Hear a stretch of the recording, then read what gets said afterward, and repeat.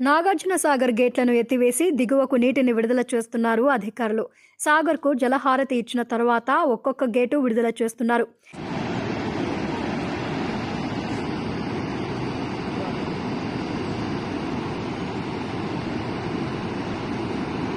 ప్రస్తుతం సాగర్ నుంచి 2 లక్షల క్యూసెక్కుల నీరుని విడుదల చేస్తున్నారు. ఈ సీజన్లో గేట్లను తెరవడం ఇదే తొలిసారి. అయితే 2020 ఆగస్టు 11న గతంలో గేట్లను తెరిచారు.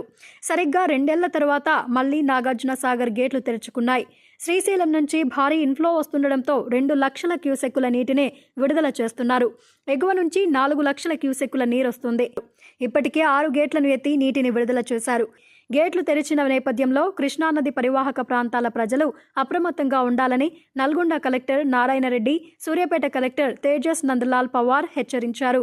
కృష్ణా పరివాహక ప్రాంత ప్రజలు, జాలర్లు నదిలోకి వెళ్లొద్దని సూచించారు.